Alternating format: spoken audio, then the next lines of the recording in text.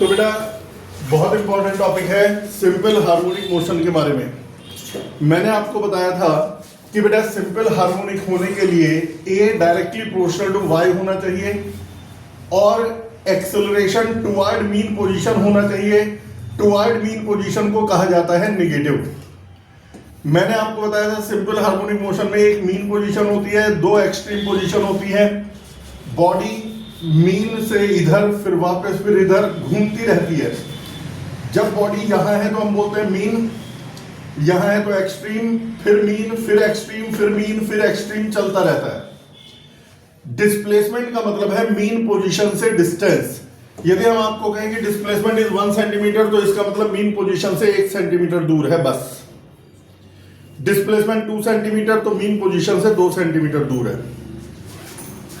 जब mean position से सबसे ज्यादा दूर कहां जा सकती है तो जवाब है एक्सट्रीम पर। एक्सट्रीम का मतलब है इससे आगे नहीं जाएगी। उस समय डिस्प्लेसमेंट को कहा जाता है आर, यानी वाई की डिस्प्लेसमेंट की मैक्सिमम वैल्यू ही आर है, जिसे एम्पलीट्यूड भी बोलते हैं। कुछ बुक्स में आर की जगह ए लिखा गया है। सिंपल हार्मोनिक मोशन में मैं आप लोगों को जो बता रहा हूं ध्यान से सुनिए है बेटा। तो मैंने अभी आपको लास्ट टर्न पे बताया था कि भाई सिंपल हार्मोनिक मोशन की जो इक्वेशन होती है वो होती है y equal to r sin omega t plus 5। यदि किसी ने रिवाइज ना किया हो तो पहले पिछली वाली वीडियो देख लेना या मेरे से मांग लेना। फोन नंबर तो आपको पता ही है मेरा 7088 441188। व्हाट्सएप पे लिख देना, मैं भेज दूंगा आपके पास पिछली वीडियो।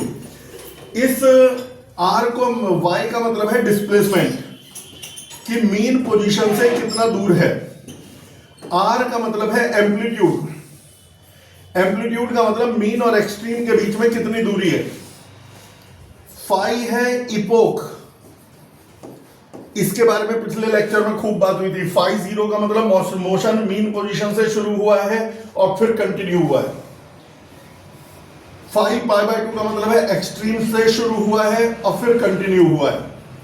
ओमेगा क्या है? ओमेगा है एंगुलर फ्रीक्वेंसी। इसके बारे में 1 मिनट और बात कर लें। मान लो कोई चीज ऑसिलेट कर रही है। ऑसिलेशन में एक होता है term time period. Time period का मतलब है एक ऑसिलेशन पूरा होने में लगा समय। एक बार जाकर के वापस यहां तक आना, that is one oscillation. One oscillation में जो समय लगा उसे बोलते हैं टाइम पीरियड, ठीक है। और ओमेगा होता है 2 पाई बाय टाइम पीरियड। इसे आपने रोटेशन वगैरह में पढ़ा होगा। बस रोटेशन के चैप्टर में इसका नाम था एंगुलर वेलोसिटी और इस चैप्टर में इसका नाम है एंगुलर फ्रीक्वेंसी। चीज एक ही है, फॉर्मूला एक ही है, लेकिन रेसिप्रोकल ऑफ टाइम पीरियड होता है फ्रीक्वेंसी। तो ओमेगा का फॉर्मूला है 2 पाई न्यू। तुम बस एक बात याद रखना, एक्सेलरेशन का फॉर्मूला है minus omega square y. Acceleration का फॉर्मूला है माइनस ओमेगा स्क्वायर वाई, जो पिछले वीडियो में डिराइव हुआ है। अब मैं इस फॉर्मूले की हेल्प से अलग अलग बॉडीज के टाइम पीरियड निकालने सिखाऊंगा। सिंपल पेंडुलम में क्या टाइम पीरियड होगा और स्प्रिंग में क्या टाइम पीरियड होगा, सब चीजों के जितने ज्यादा आज निपट जाएंगे। 2 लेक्चर का है आज और कल, 2 दिन में पूरा कंप्लीट करके बता दूंगा। सबसे पहले आप कुछ बातें ध्यान रखो। 99% चांस है कि आपके फाइनल एग्जाम में टाइम पीरियड निकालने का क्वेश्चन आ सकता है, आएगा। टाइम पीरियड निकालने के लिए सबसे पहले यह ढूंढो कि कौन सा फोर्स बॉडी को मीन पोजीशन की तरफ वापस ला रहा है। ध्यान से सुनना स्टेप्स। पहले वो फोर्स ढूंढो जो मीन पोजीशन की तरफ वापस लाएगा। फिर फोर्स की हेल्प से निकालो एक्सेलरेशन। एक्सेलरेशन आने के बाद यह देखो कि एक्सेलरेशन y के प्रोपोर्शनल है या नहीं। यदि y के प्रोपोर्शनल है तो सिंपल हार्मोनिक मोशन होगा, नहीं तो नहीं होगा। अब इस चैप्टर का नाम ही सिंपल हार्मोनिक मोशन है, तो जितने भी हम करेंगे सब में y के प्रोपोर्शनल आएगा। निगेटिव होना चाहिए। निगेटिव का मतलब टुवर्ड मीन पोजीशन होना चाहिए। और a का फॉर्मूला है माइनस ओमेगा स्क्वायर वाई। अब फालतू बात करने के बजाय मैं तुम्हें शुरू करवाता हूं सीधे। एक स्प्रिंग है, ठीक है बेटा। इस स्प्रिंग की ये अनस्ट्रेस्ड लेंथ है। अभी जैसे ही आपने स्प्रिंग पर कोई मास लटकाया तो ये इतना खिंच गया, इतना खिंच गया। इस इलोंगेशन को मान लेते हैं हम x खिंच गया। नीचे किसने खींचा? mg ने। ऊपर कौन सा फोर्स ले जाना चाह रहा है? kx। देखो जब भी कोई स्प्रिंग खिंचती है तो वापस ले जाने के लिए एक फोर्स डेवलप होता है जिसे बोलते हैं रिस्टोरिंग फोर्स, और उसका फॉर्मूला है kx। kx नहीं, ky भी हो सकता है, kl भी हो सकता है, डिपेंडिंग अपॉन इलोंगेशन कितनी है। यदि इलोंगेशन x है तो वापस ले जाने वाला फोर्स kx है, इलोंगेशन l है तो वापस ले जाने वाला फोर्स kl है। तो मेरे बेटा यहां पर नीचे ले जाने वाला फोर्स है mg, ये चाह रहा है मास नीचे जाए, और ऊपर ले जाने वाला फोर्स है kx, ये चाह रहा है ऊपर जाए। यदि दोनों बराबर हैं तो ना ये नीचे जाएगा ना ऊपर जाएगा, रुक जाएगा। तो mg is equal to kx। जब mg और kx बराबर होंगे तो ये रुक जाएगा, और जिस पोजीशन में ये रुकता है उसी को मीन पोजीशन कहा जाता है। मीन पोजीशन वो पोजीशन जहां पर रुका रहे बॉडी। मीन पोजीशन पर कोई एक्सेलरेशन नहीं होता, कोई फोर्स नहीं होता। कैसे? आप बताओ एक्सेलरेशन, बार बार कह रहा हूं ये बहुत इंपॉर्टेंट फॉर्मूला है आज का। Acceleration omega square y, y क्या होती है? मीन पोजीशन से डिस्टेंस। अब यदि बॉडी है ही मीन पोजीशन पर, तो मीन पोजीशन पर है तो मीन पोजीशन से डिस्टेंस तो जीरो हो गई, यानी y जीरो। y जीरो तो एक्सेलरेशन जीरो, एक्सेलरेशन जीरो तो force zero, force is m। तो यानी मीन पोजीशन वो जगह है जहां नेट फोर्स जीरो हो। अब तुमने देखा अगले पेज पर कि भाई mg और kx यदि बराबर हैं तो नेट फोर्स जीरो है, और नेट फोर्स जीरो है तो यही मीन पोजीशन है। अब मैंने स्प्रिंग को मीन पोजीशन से थोड़ा आगे खींच दिया, y जबरदस्ती आगे खींच दिया। x तो खिंचा हुआ ही था वेट के कारण, मैंने y और आगे खींच दिया। जैसे ही y और आगे खींचूंगा तो इसे वापस ले जाने के लिए फोर्स डेवलप होगा,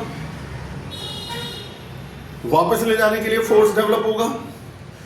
वो फोर्स कितना होगा? तो जवाब है एडिशनल फोर्स जो डेवलप हुआ वो है ky। ये वापस ले जा रहा है। कई बच्चे कहेंगे सर वापस ले जाने के लिए फोर्स जो आपने ky क्यों लिखा? देख असलियत में दो स्टेप आगे है, बताता हूं। असलियत में होना यह चाहिए कि इस समय नीचे इस पर दो फोर्स लग रहे हैं F और mg, एक वापस ले जाने वाला फोर्स और एक नीचे mg। वापस ले जाने वाला फोर्स कायदे में kx प्लस y होना चाहिए, क्योंकि इसमें x पहले से खिंची हुई थी, y और खिंच गई, तो वापस ले जाने की कोशिश जो कर रहा है वो kx प्लस y है। लेकिन वापस जाने से रोक रहा है mg, तो रोकने वाला फोर्स इसमें से माइनस कर दो। भाई एक बात बताओ, मेरे पे दो फोर्स लग रहे हैं, 100 न्यूटन ऊपर 80 न्यूटन नीचे, तो नेट तो 20 न्यूटन ऊपर हुआ।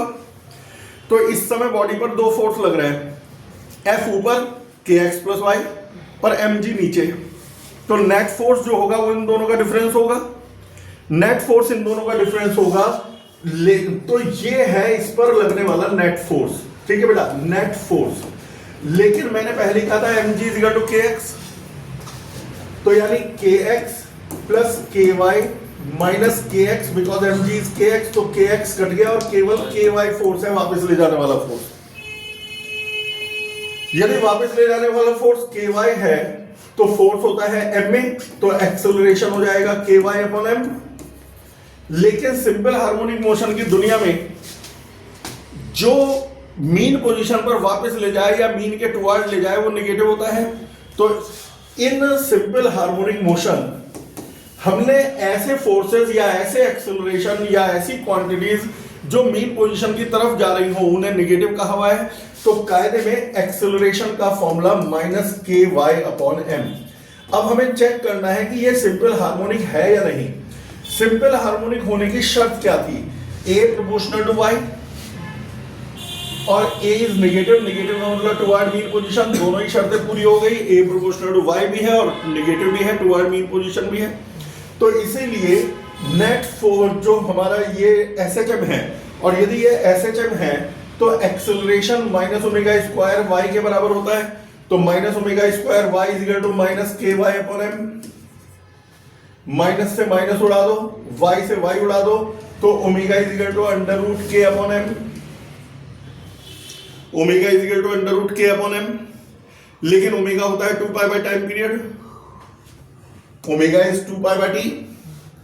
तो ओमेगा क्योंकि 2 पाई बाय टी है तो 2 pi by T is equal to under root के अपॉन एम।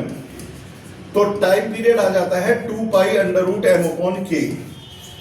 जरा सा मैं स्प्रिंग के बारे में दो बातें और समझा दूं, जब इतना समझा दिया।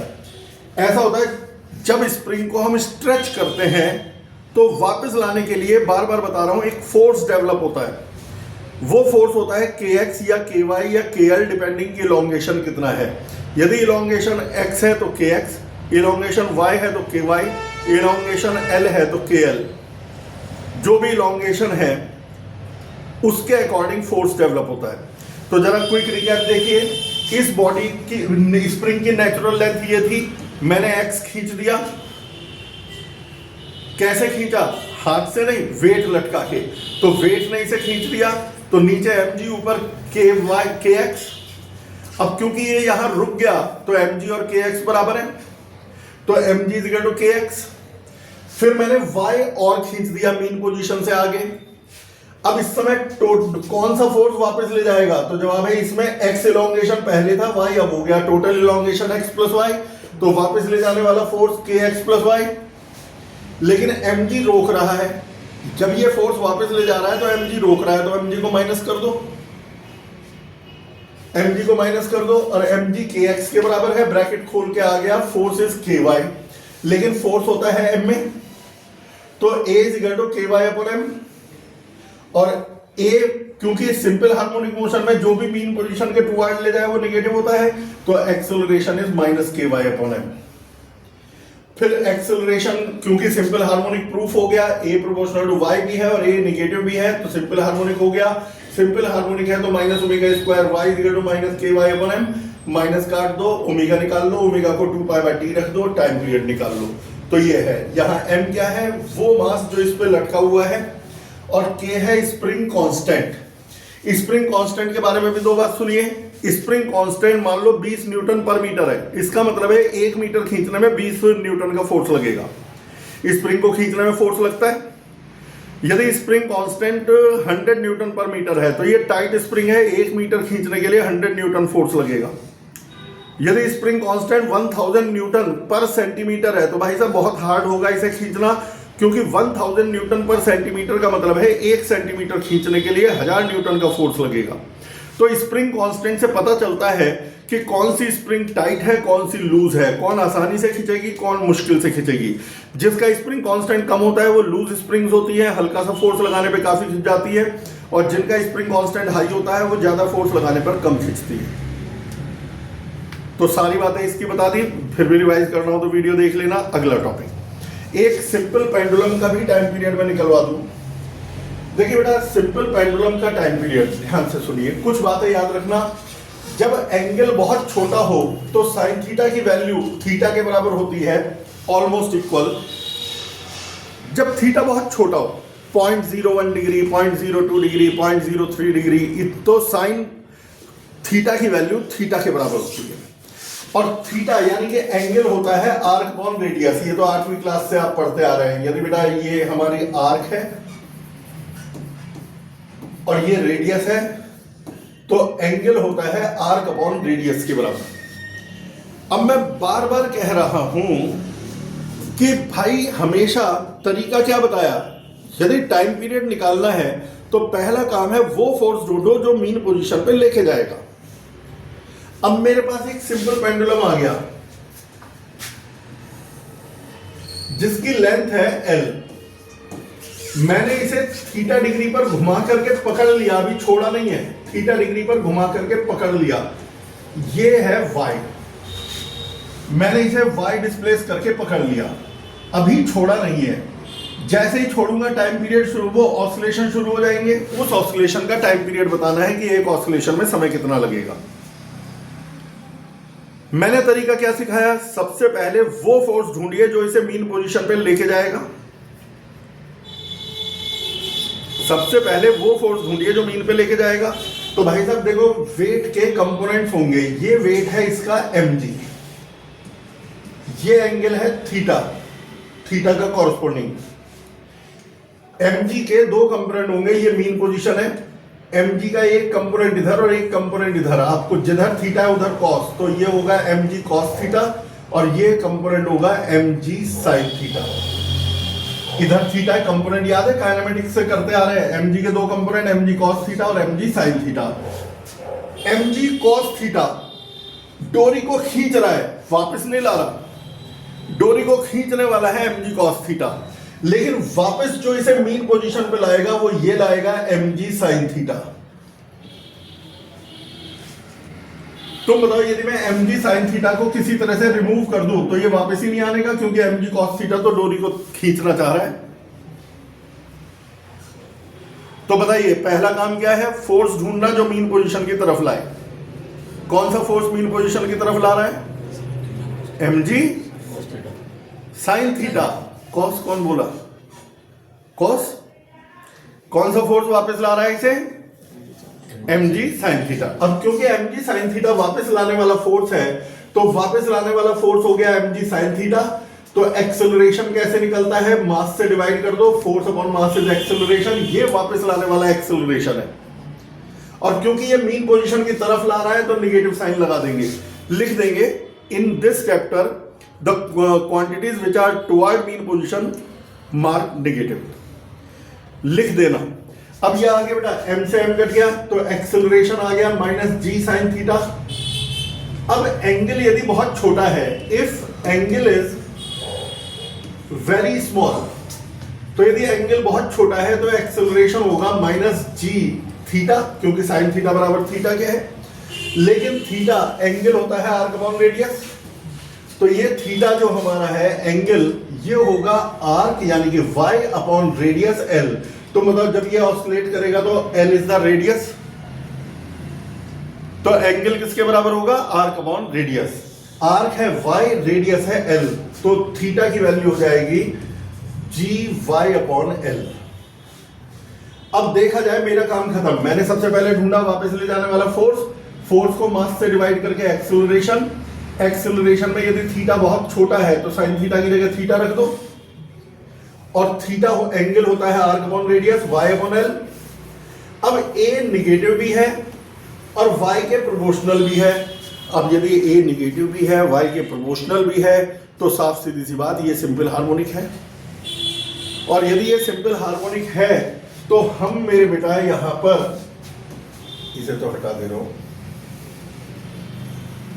हम यहां पर एक्सेलरेशन की जगह माइनस ओमेगा स्क्वायर y लिख देंगे, minus g y upon l. y से y कट गया, माइनस से माइनस कट गया, अंडर रूट ले लो तो omega is equal to under root g upon L.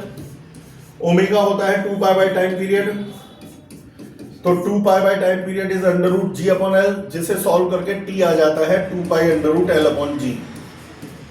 ये फॉर्मूला आपने कई बार चेक द इक्वेशन में भी पढ़ा होगा, सिंपल हार्मोनिक मोशन में तो अब आया है।